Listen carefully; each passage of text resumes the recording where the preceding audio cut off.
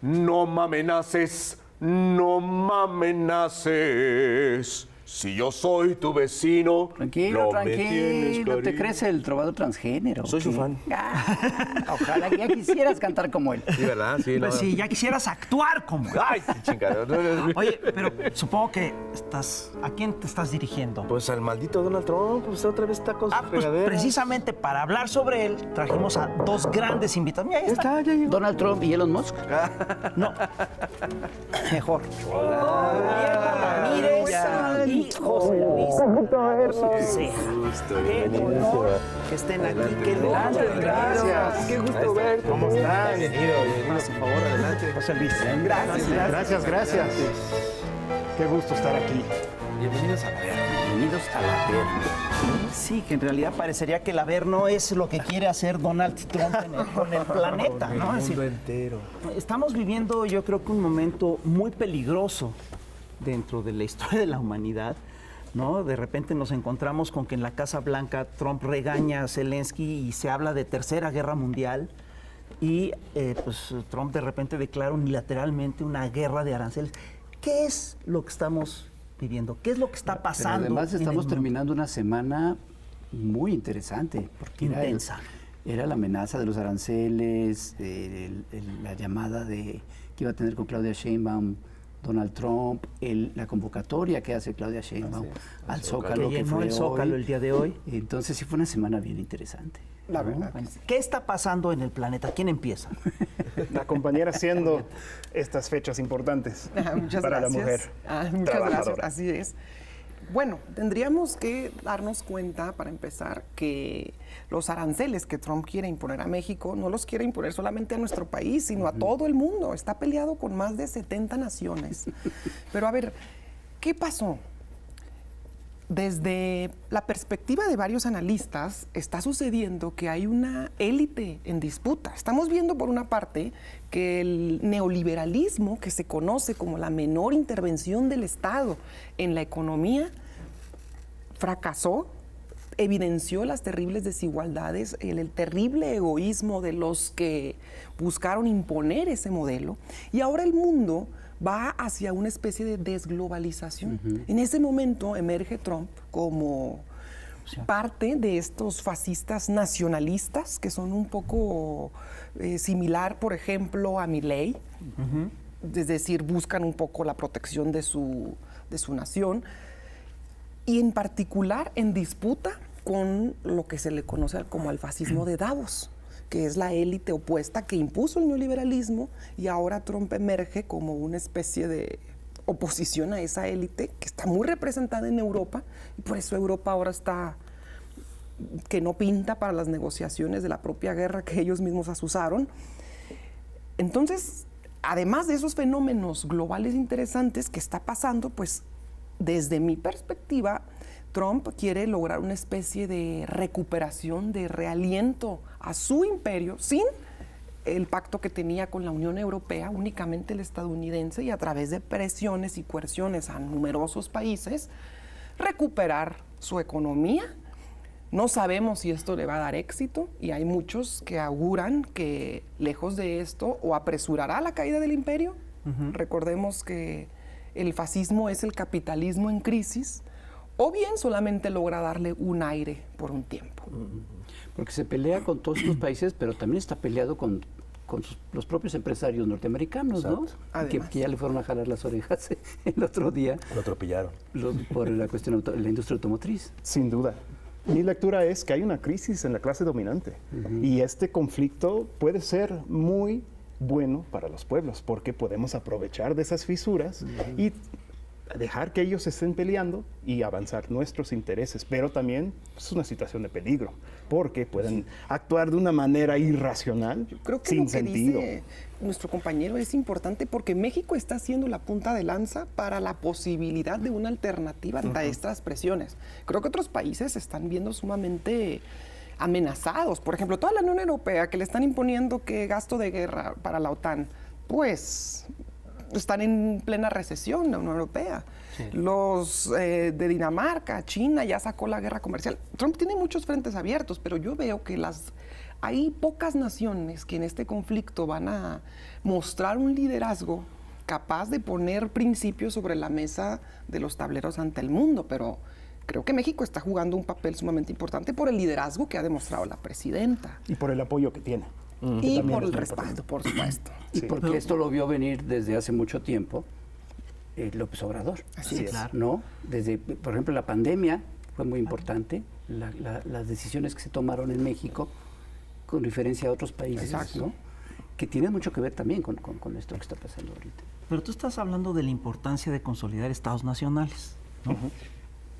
Pues yo creo que, de hecho, es como la otra lado de la moneda. Trump lo que quiere construir es una fortaleza, ¿no? Construir muros, literal y metafóricamente, en todos los sentidos.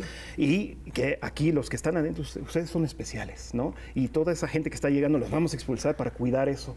Pero eso, la historia ha demostrado que no funciona. Eso se empieza a derrumbar.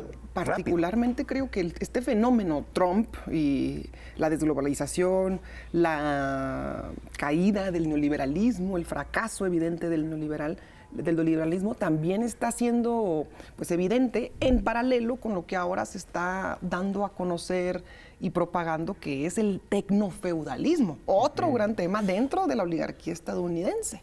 ¿Y ese cómo se come? ¿Con qué Ahí se está come? Elon Musk viviendo en la Casa Blanca. Elon Musk, operando en la Casa Blanca, ¿no? Eso es un nuevo fenómeno, ¿no? Son dos formas específicas de capitalismo, ¿no? Las dos muy peligrosas, las dos muy agresivas, ¿no? Cada una tiene sus formas de colonización, pero están en pugna. Y eso le abre una puerta a los países, digamos, que no están en esas lógicas, pues para maniobrar, ¿cierto? ¿Qué vamos a hacer? ¿Qué vamos a hacer?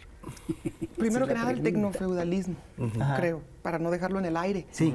¿Qué es, no? A veces suena muy estrepitoso el concepto.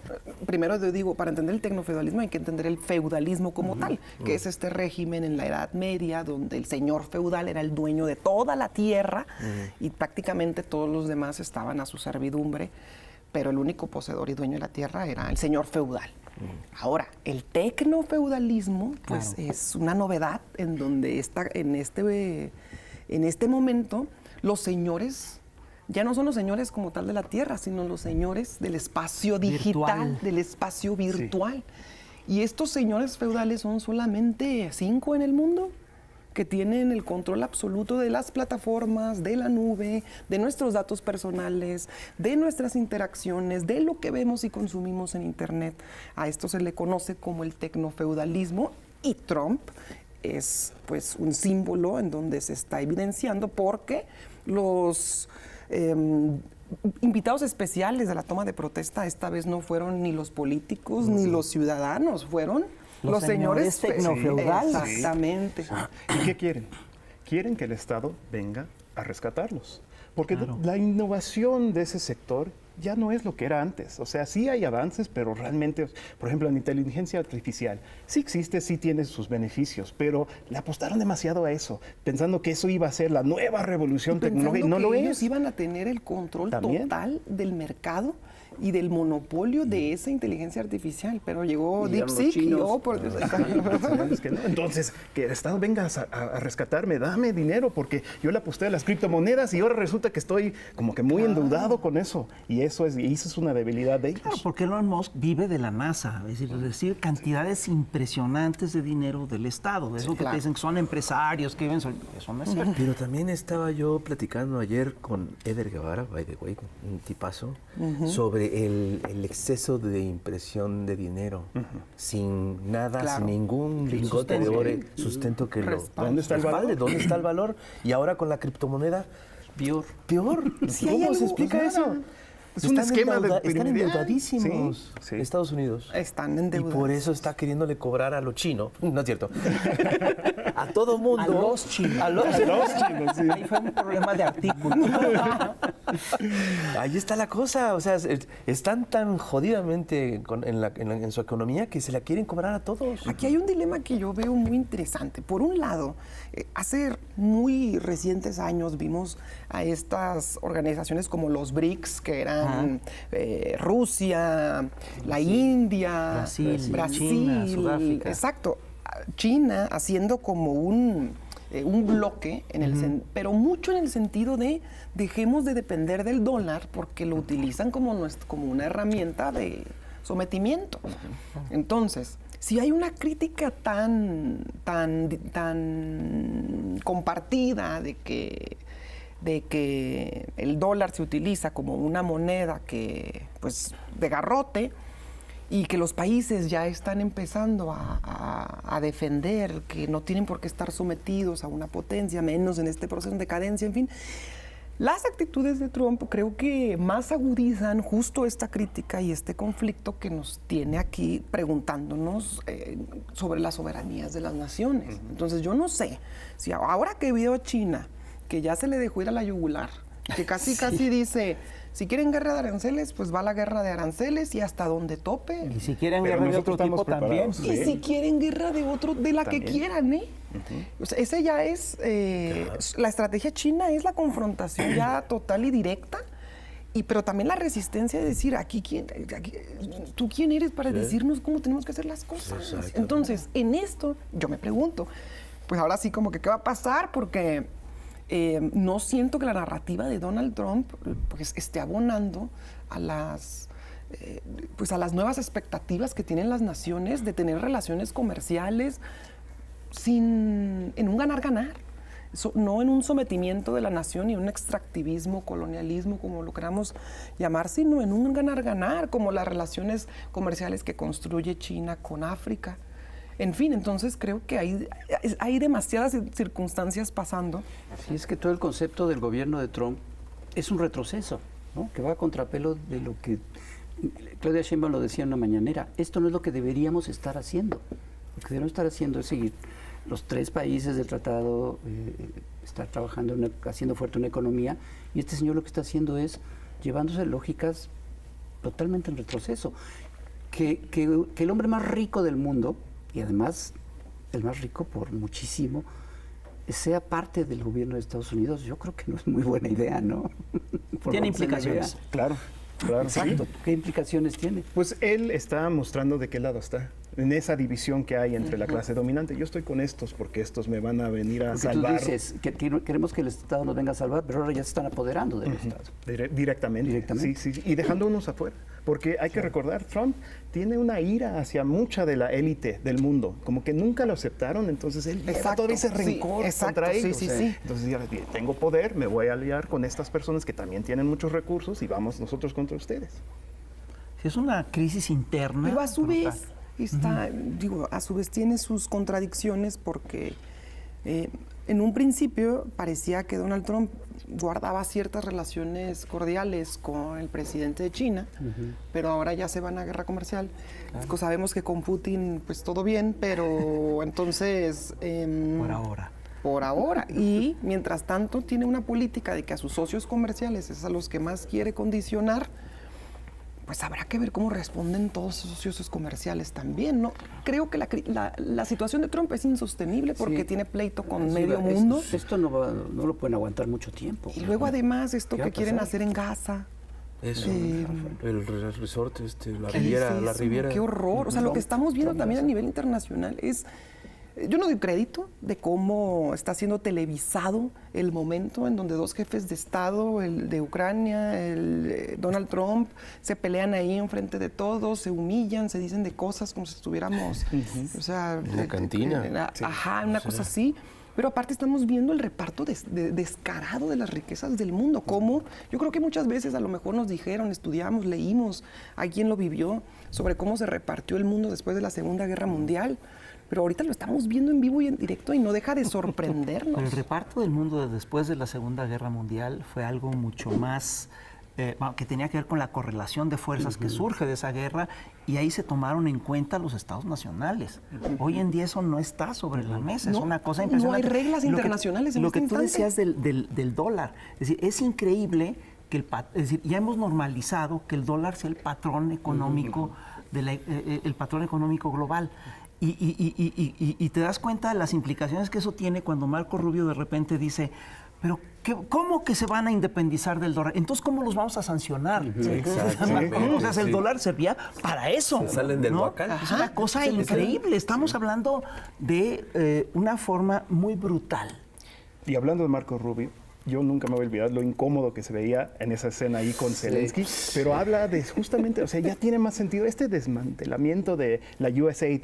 Tienen ya más sentido. Ya no le están apostando al poder blando, el soft power. No, ahora es duro con lo que tenemos. Y a ellos les importa los ciudadanos norteamericanos que van a tener que poner ahí el cuerpo en potencialmente una futura guerra. No. Pero ellos están felices de mandar todos los jóvenes, además, como lo hicieron en Irak. Lo que están pidiendo es que los países incrementen su gasto militar. Sí. Todo es una apuesta a favor del complejo militar. Y de la industria y de la economía y de la lana que ganan con provocar guerras en todas partes. Ahora resulta que es un, insisto, yo no doy crédito al nivel de, pues, de egoísmo, de hipocresía internacional, de cinismo. Hipocresía, ya es cinismo. Claro. Ya son cínicos. Sí, ahora nosotros. Invertí $80,000 millones de dólares en tu guerra y ahora me debes 300,000, oye.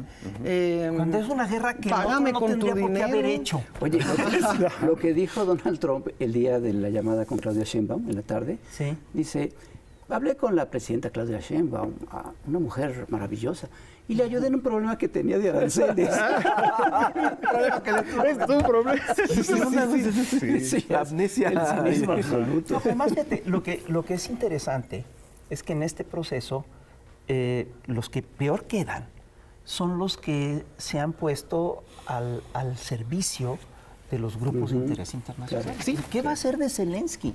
Zelensky metió a su país en una guerra que el país no necesitaba. Es una guerra que hizo a nombre de los Estados Unidos para los Estados Unidos.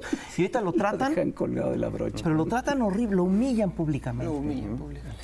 Vamos a un corte de estación y ahorita regresamos, una pausita, no se vaya, por favor.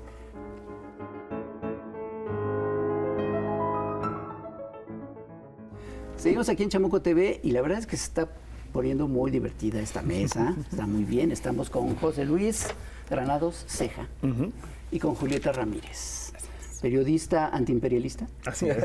Sí. Y senadora de la República, ni más ni menos. Oigan, estábamos hablando de cómo agarra toda esta crisis a México. Y yo estaba pensando que a mí nunca me había pasado en mi vida que veía cómo estaban las cosas en el mundo y me sentía muy orgulloso y contento de cómo estaba la situación en México. Yo creo que el sexenio de López Obrador comenzó algo muy importante en México, que fue empezar a recuperar la soberanía en muchos aspectos. Yo creo que López Obrador lo tenía claro desde hace mucho tiempo y por eso empezó esto, que ahora tenemos que continuarlo a fuerza, frente a las perspectivas que tenemos en el mundo, ¿no es cierto? Así es. Mi familia salió de México a finales de los años 80, justo porque mi papá vio que ya iba por llegar esta crisis provocada por las políticas que se estaban implementando en aquel entonces, ¿no? Yo regresé en 2018, en parte para coincidir con la Cuarta Transformación y aportar, por supuesto. ¿A dónde? A Canadá. A Canadá. Mi familia todavía está en Canadá. Y hablando con mi hermana, que vive en Ottawa, ella sí está muy nerviosa, está muy preocupada. Y digo, regrésate a México. Aquí hay soberanía alimentaria, aquí hay soberanía energética, soberanía política. Esas cosas son las cosas indispensables para sobrevivir estos momentos de crisis mundial. No digo que crisis en México, comparto. Yo creo que por primera vez me siento muy, muy, muy alegre de que estoy en México, donde las cosas pintan bien. Porque las cosas que están empezando a pensar en Canadá o en Europa son las cosas que desde aquí, hace 6 años, se empezaron a trabajar. El papel de la presidenta ahora mismo, Oye, en lo que todas las naciones están, ¿y ahora qué hacemos con Donald Trump? ¿Qué le contestamos? ¿Le pongo arancel? ¿No le pongo? ¿Qué hago? La presidenta está haciendo la guía mundial para ver cómo tratar a Donald Trump. Creo que a ella es la que hay que reconocerle que es la que mejor ha sabido manejar este fenómeno Trump, y creo que está tranquila, como ella lo dice, porque tiene el respaldo ahí nomás del 85% de la población. de un país. Toda la gente en la calle hoy. Digo, es una gran responsabilidad, pero también La gente en la calle hoy. Eso me lleva a dos cosas. La primera es, ¿dónde estaríamos en este momento si Andrés Manuel López Obrador no hubiera llegado en el 2018 y se hubieran hecho los primeros importantes cimientos para revertir el modelo neoliberal que buscaba despojarnos de nuestra soberanía en sectores estratégicos para la nación? que lo logró en varios. Lo logró. Y no fue fácil, porque la Corte, porque nos revirtieron 1001 leyes. La guerra judicial, la guerra mediática. Pero, y ahora que está la presidenta, ahora resulta que les interesa a todos un poco más que de lo que les había interesado en los últimos 40, 50 años, el tener soberanía energética, porque la soberanía, como dicen, es el pilar fundamental por el que vamos a poder negociar con Donald Trump, con el que la presidenta puede negociar con Donald Trump. Es el primero. Eso me lleva a la segunda observación. Los opositores no han terminado de entender, ni lo entenderán nunca, para qué es la concentración en el Zócalo. Qué bonito. ¿Para qué fue? Ajá. Porque de ahí proviene la fuerza de Claudia Sheinbaum para negociar, de su legitimidad. Y la concentración en el Zócalo es partiendo del principio de con el pueblo todo, sin el pueblo nada. Dice la presidenta, al día de hoy gobierno y pueblo somos lo mismo. A veces yo digo, hoy el pueblo es el que gobierna, por eso es que somos parte del mismo movimiento. Y esa es la fuerza que va a demostrar la presidenta porque Trump le tiene cierto respeto a las administraciones con legitimidad. Claro. Sí. Y la legitimidad que tiene la presidenta es incuestionable, la mayor en toda la historia de Muy nuestra superior nación. a la de Trump. No, Así pero es. muy Trump- superior. Por 50 puntos. Trump inicia, nada más. exacto, Trump inicia su mandato con un 50% de aprobación y ahora ya tiene 45%. La presidenta inicia cerca de un 70%, alrededor un poquito más, y ahorita ya está en un 85%. Y hay una cosa que creo que es importante en lo que dice Claudia Sheinbaum. Habla mucho de respeto. Porque ella dice, yo respeto al presidente Trump. Exacto. Porque, no porque sea un tipo respetable por sí mismo, pero dice Bueno, eso porque... es tu interpretación. Claro, esa es mi interpretación. Yo lo respeto porque lo eligió la gente, porque lo eligieron los estadounidenses. Merece respeto simplemente por eso, claro. Y ella tiene que actuar así, claro. Nosotros actuamos básicamente con todo lo contrario. Nosotros le faltamos el respeto a la gente de nuestra chamba, pero la de ella no. Exacto. La de ella es... Por eso los que pretenden que reaccione de una manera mucho más virulenta o peleándose o lo que sea, pues no. Por eso habla de la cabeza fría, ¿no? Así es. Sí, pero aquí fíjate, yo sí creo que hay factores que fueron muy importantes en esta negociación que logró Claudia Sheinbaum en torno a los aranceles. Es decir, yo estoy convencido de que Trump no iba a levantar los aranceles. De hecho, el hecho que haya impuesto los aranceles de manera unilateral te deja ver que no tenía ninguna intención de negociar nada, ¿no? Pero yo sí creo que, bueno, por supuesto fue la reacción de la industria automotriz, la crisis de la bolsa en Estados Unidos, etcétera. Pero está bien que se está abriendo muchos frentes, ¿no? Es sin lugar a dudas la legitimidad enorme del gobierno mexicano, y yo no pongo en un lugar menor el carácter y la forma y la personalidad de Claudia, que se ha manejado con muchísima templanza. Sí. Mientras todos estaban ahí desesperados, peleándose, peleando a ver quién ponía más rápido los aranceles, ella mantuvo la calma y dijo, vamos a esperarnos tantito. La reacción de Trudeau. La reacción de Trudeau. Y además sube, baja, hace una cosa, se va al otro extremo. Es que así es la testosterona, ¿no? Estamos viendo un pleito ahí de testosterona. Sí. Y esto es otra cosa. Es una cosa de una racionalidad increíble. Y ¿sabes qué? De un sentido de la responsabilidad. Exacto. Esa. Muy importante. Lo más importante. Que es a mí lo que me tiene muy sorprendido. Por primera vez tenemos presidentes y muchos funcionarios que actúan con un enorme sentido de responsabilidad y de amor a su pueblo. Sí.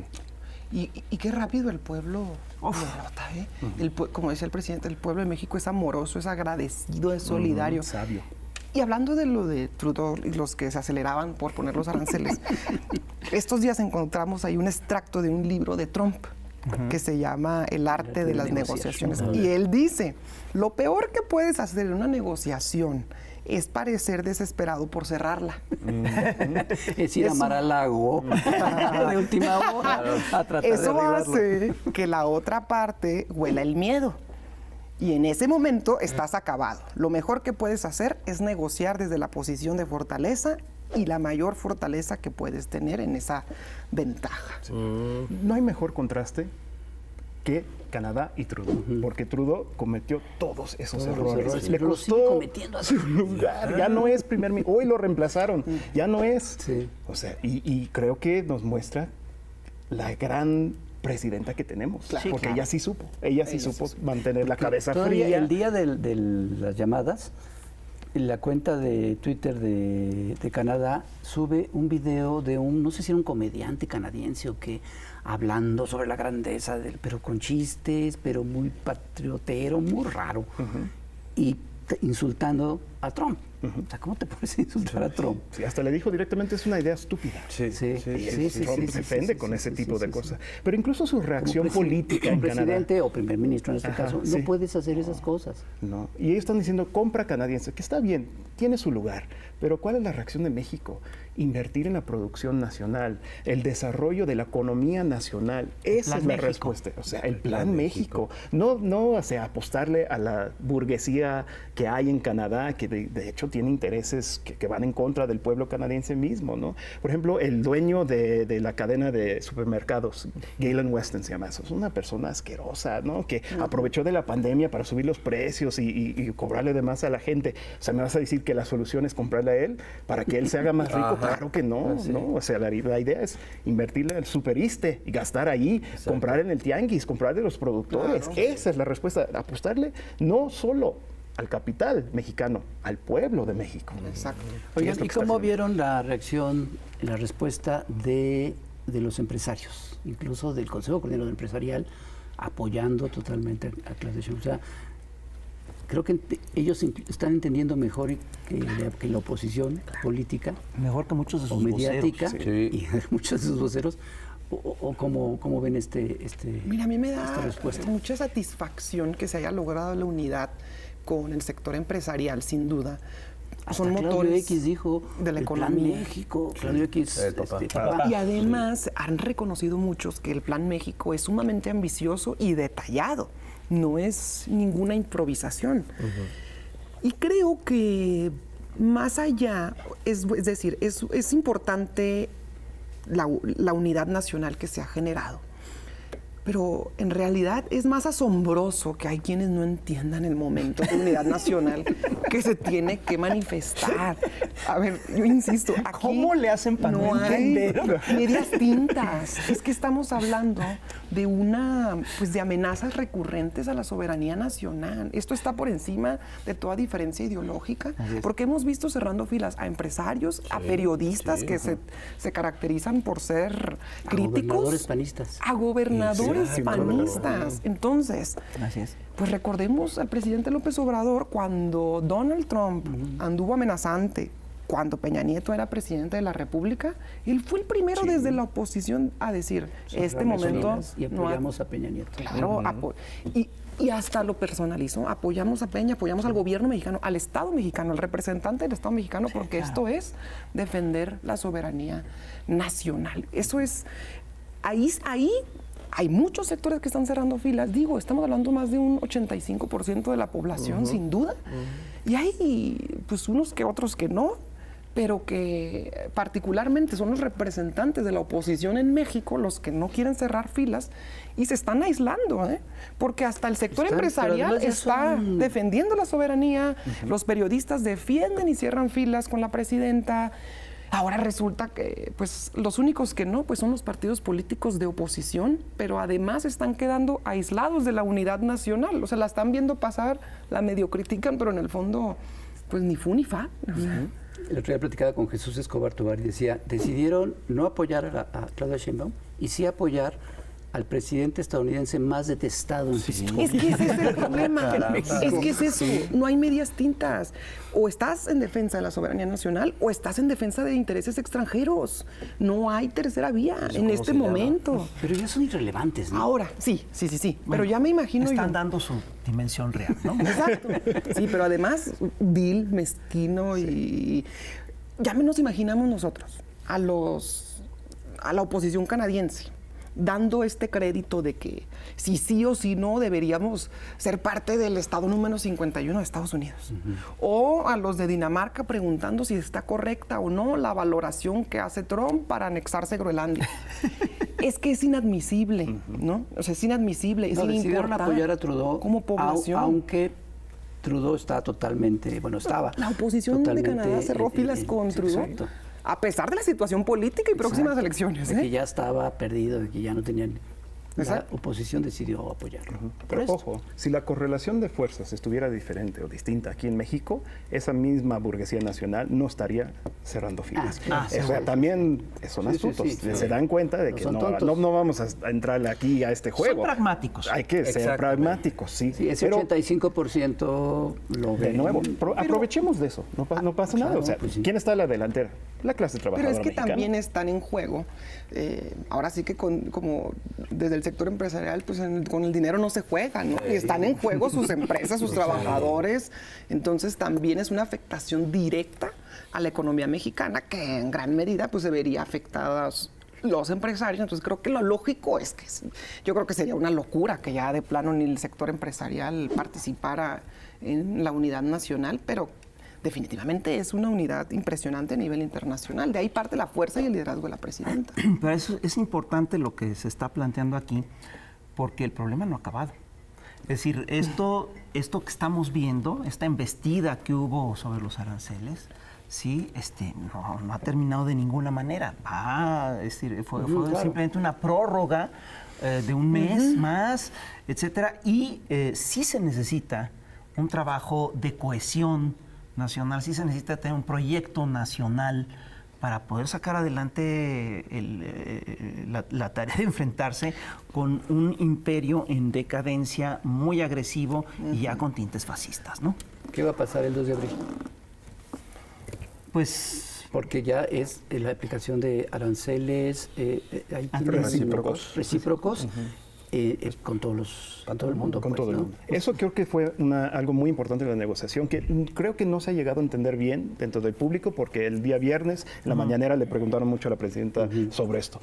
Es que ahí ese es ya un esquema general. Todos los países que tienen aranceles con productos norteamericanos o estadounidenses, ahora tendrán recíprocos. Pero México, más del 90% que no son los tiene. Que están dentro del tratado. Están dentro del tratado. Entonces, es como un escudo ahí que protege la producción mexicana. Si se queda así, ya nos libramos de este problema. Y también ya Trump se quedó sin su argumento. Probable, ¿no? Que el fentanilo, no que la migración. Eso ya. O sea, ¿no? Y de hecho, él sabía que México ha hecho más que suficiente para atender eso. Pero como dice en su libro, le gusta negociar, le gusta estar ahí en el asiento tomando las decisiones. Entonces ahí en el teléfono, pues como que le recordó a la presidenta todo lo que está haciendo México. Dijo, bueno, ok, entonces acepto, ¿no? Para que se sienta así muy macho, ¿no? Tomando la decisión. Pues así se tiene que hacer, está bien. Más la astucia de la presidencia. hay una cosa que me llama la atención, porque ahorita hay un sector que está diciendo, no, claro, están defendiendo ahora el Tratado de Libre Comercio, están defendiendo el neoliberalismo. Eso es no entender nada. ¿No? Porque, es decir, yo recuerdo, nosotros nos opusimos al Tratado de Libre Comercio cuando México tenía un mercado interno sólido, cuando todo el perfil industrial mexicano estaba destinado al mercado interno. Y dijimos, eso se va a poner en riesgo con el Tratado de Libre Comercio. Y así fue.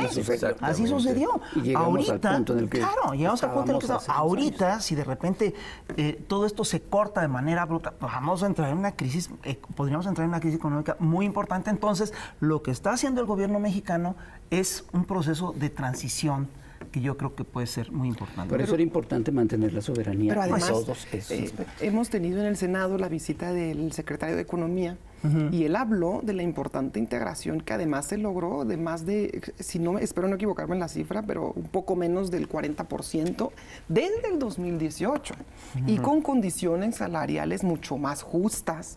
Ayer a veces preguntan, ¿estás a favor del libre comercio? A ver, las economías están en este momento demasiado integradas. Querer cortar de machetazo con algo así es imposible. Sería una locura y afectaría a las empresas, las familias, etcétera.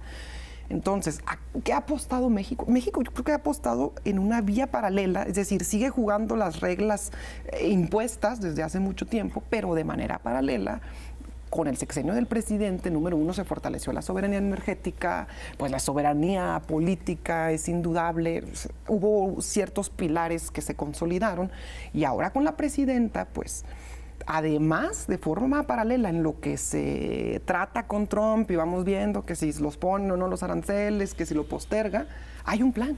Y es el Plan México, para sustituir importaciones, para fortalecer el mercado interno, y es un plan sumamente ambicioso y detallado por donde la veas. Entonces creo que ahí se están jugando. Y los programas sociales también, que no había en 2018, que hoy sí hay. Y que además juegan un papel clave dentro de la economía, es parte de lo que sostiene el mercado interno. Exacto. Si sobrevivimos la pandemia, podemos sobrevivir también cualquier embestia. Y hay otro plan que es la pausa. También sostiene el programa. El programa. El trovador transgénero creo que también va a tocar el tema. Va a tocar el tema y les va a gustar. A ver qué les parece el trovador. Venga, ahorita regresamos.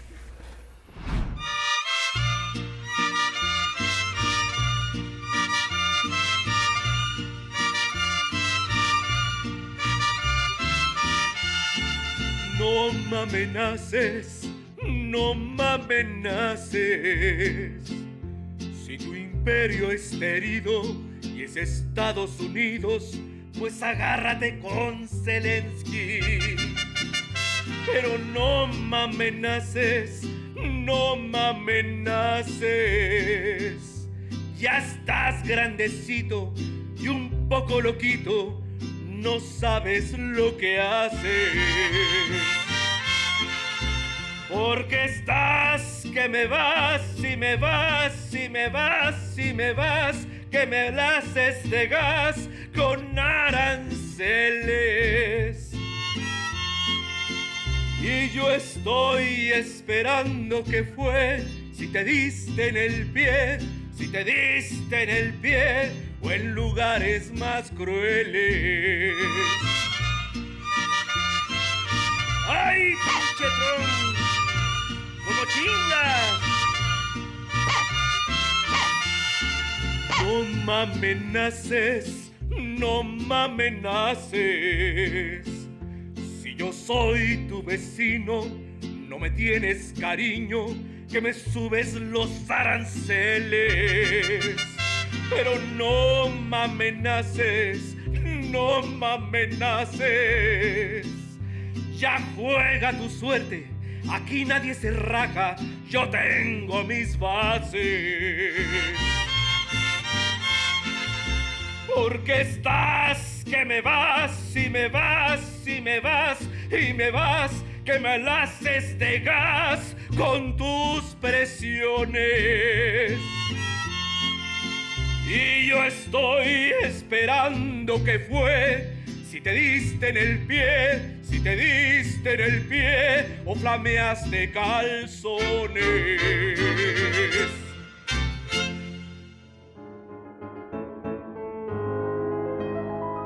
Y seguimos aquí en el Chamuco TV platicando con Julieta Ramírez, la senadora, y con José Luis Granados, compañero. Qué gusto conocerte, que estés aquí con nosotros. Tú también, querida. Gracias. Oigan, ¿cómo les está yendo a los migrantes? Ya se ha dejado de hablar un poco del tema y me parece que hay que insistir en ¿cómo están? ¿Qué va a pasar? Hay mucha presión sobre ellos, mucha gente tiene mucho miedo, mucho temor, con justa razón. No hay que están viviendo una dejar de hablar de persecución ellos a muchos niveles, pero las deportaciones dan otros datos también, ¿cierto?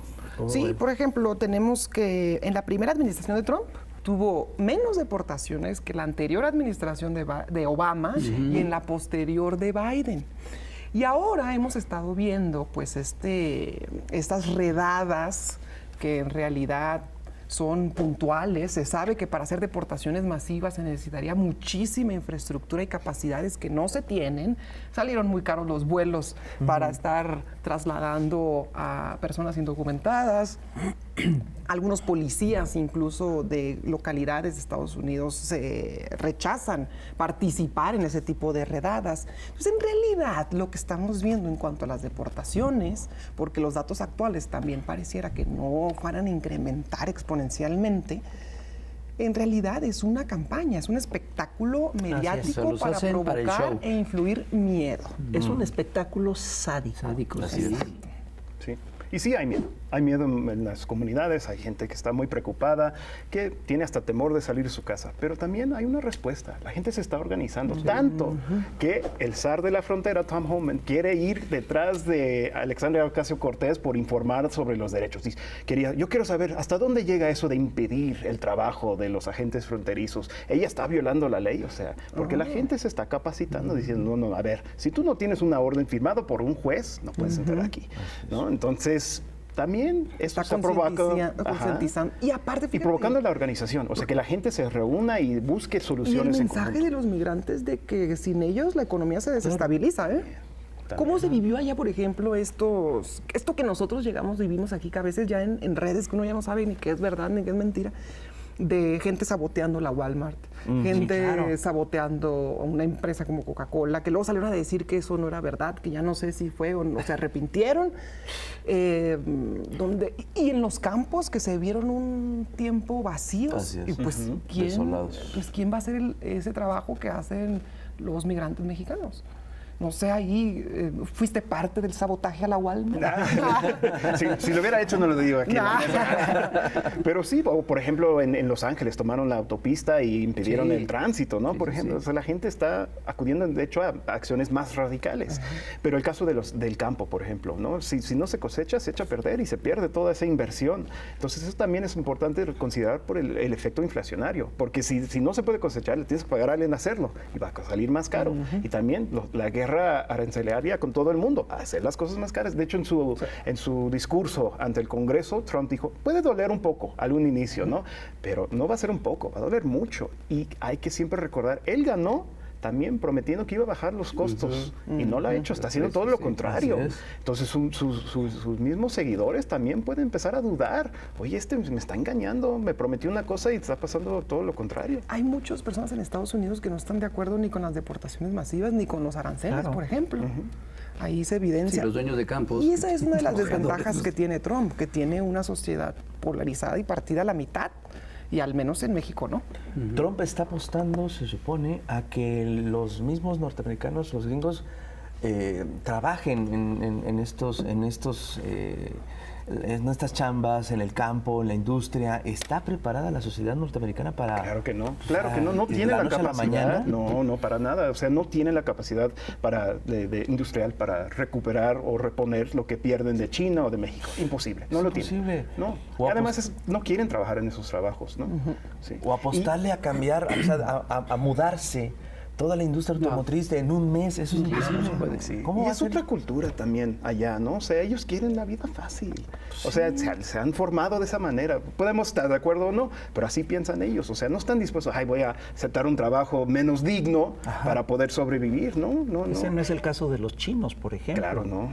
Ni de los mexicanos. Hay una cosa que es muy interesante. Todo se globalizó. Se globalizó la economía, se globalizaron los mercados, pero también se puede globalizar la resistencia.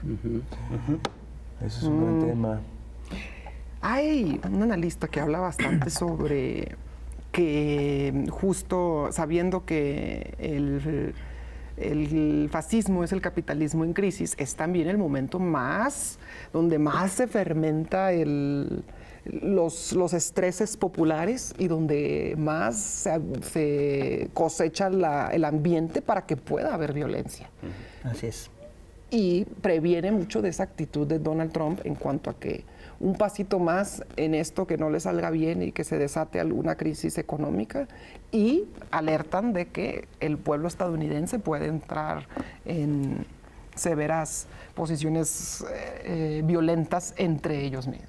Pero yo sí creo que hay resistencia, pero también creo que hay falta de liderazgos, hay falta de organización, hay falta de una cultura vieja de lucha, hay falta de cuadros. Es decir, todo eso también también pesa en Estados Unidos. Y además tienes todo un sistema que está organizado, entre otras cosas, para desorganizar abajo. ¿No? Eso lo tienes con toda claridad, ¿no? Sí. Sí, no hay oposición política en Estados Unidos, ¿no? O sea, hay un partido de derecha y hay un partido de extrema derecha. O sea, ¿y cómo están resistiendo nada? O sea, con señales ahí en su discurso, vistiéndose de rosa, eso no sirve de nada. De hecho, ese mismo partido ha sido responsable por la desmovilización que sí hubo en un momento. Recordemos el Black Lives Matter, o sea, la gran movilización o todas las protestas contra el genocidio en Gaza. Y en lugar de nutrirlo, ¿no? Trataron de socavarlo. Y eso es muy peligroso, porque esa se tiene que dar una expresión. Me parece muy curioso por qué se celebró tanto en una cultura tan conservadora el asesinato de ese empresario de la industria de salud.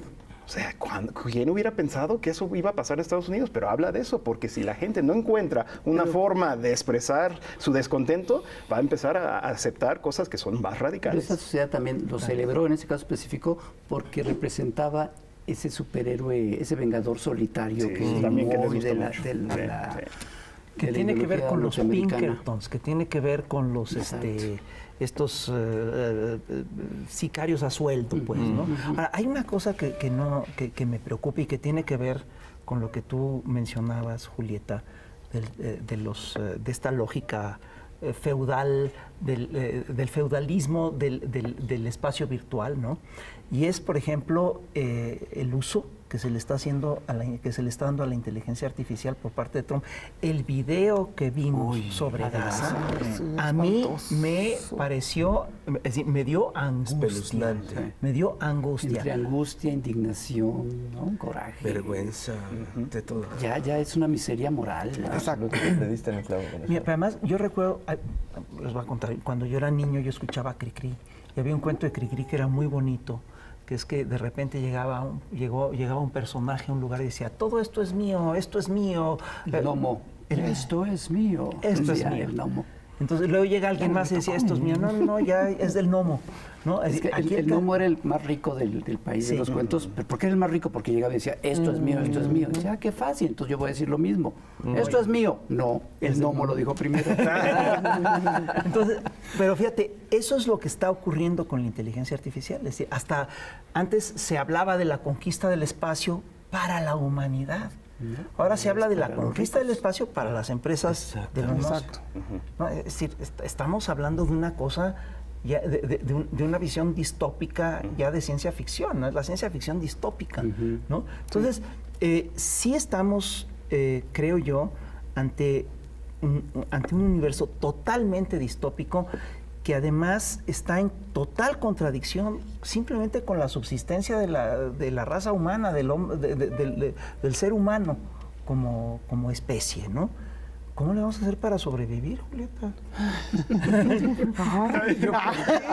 Soluciónanos la vida, por favor. Las mujeres siempre son más responsables. No, sí, a ver, hay que hacer numerosas, tenemos... ¿Ya ves? Sí. Sí Tenemos que hacer legislaciones, no como las europeas que terminan inhibiendo las inversiones en todos estos sectores tecnológicos, pero sí hacer legislaciones que cuiden los datos, porque ahora estos son dueños de los datos de las personas, de los gobiernos, de todas las empresas. Todo está en la propiedad de los señores de Mark, Elon Musk y demás.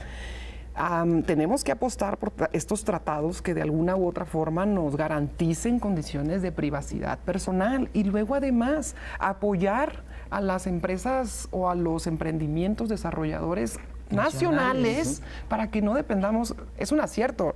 La fábrica de chips, de diseño de chips que se va a hacer por parte de la presidenta, que va rumbo a una soberanía tecnológica. Hay que desarrollar nuestras propias aplicaciones y mecanismos a lo mejor para nuestras propias empresas mexicanas. Entonces, que el espacio digital no quede en manos de unas solas personas. Y ahí también China, con este proyecto de DeepSeek, rompió muchos mecanismos, muchos engaños. Ya ven que esto costó, ¿cuántas veces? 2,000, tenía una cifra, 2,700 veces más barato que lo que había costado Meta.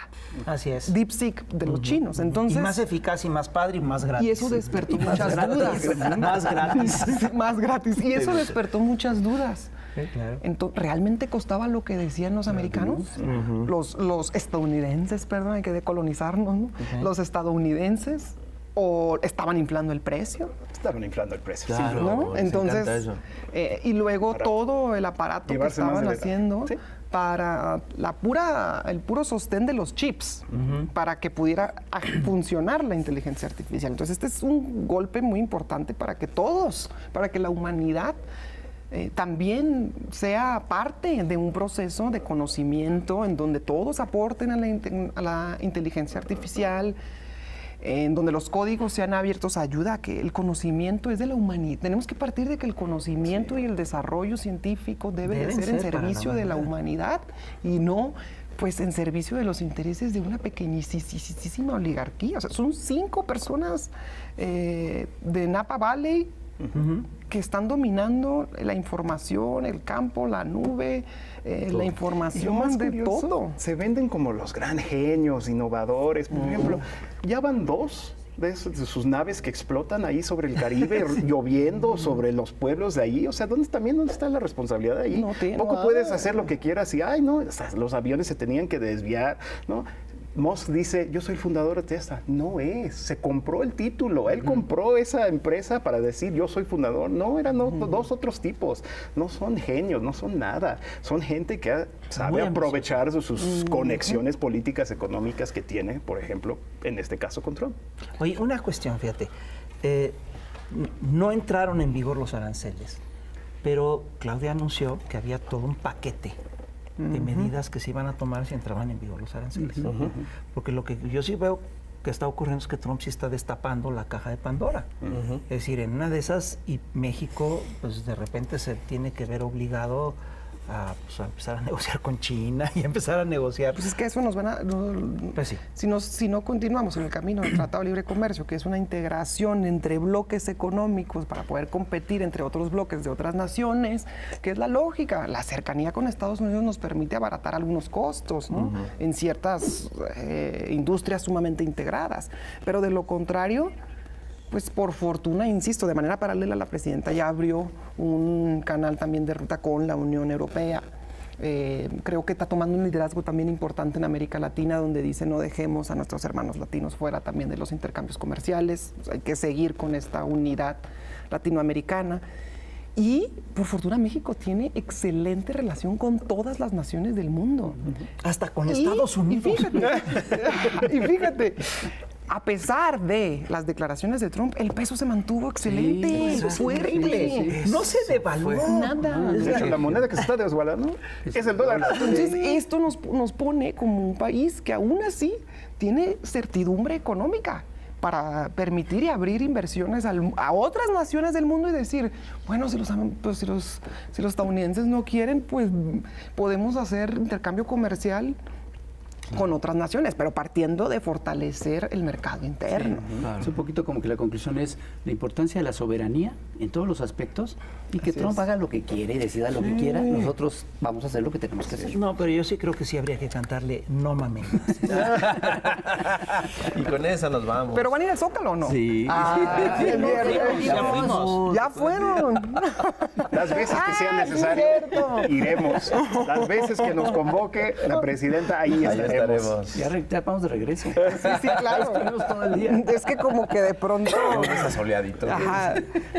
Semejantes emociones Te asoleaste mucho hicieron por eso. que se me balacharan los días. Julieta, Pensaste que era viernes. Exacto. José Luis, muchísimas gracias por estar aquí con nosotros. Muy didáctico. Julieta Ramírez. Muchas gracias. Muchísimas gracias. Muchas Señoras y señores, otro programón para compartir, comentar, coleccionar. Usted ya lo sabe. Nos vemos a la próxima y cuídense mucho. Bye. Bye, bye. Adiós. Ahí tenemos ya revista.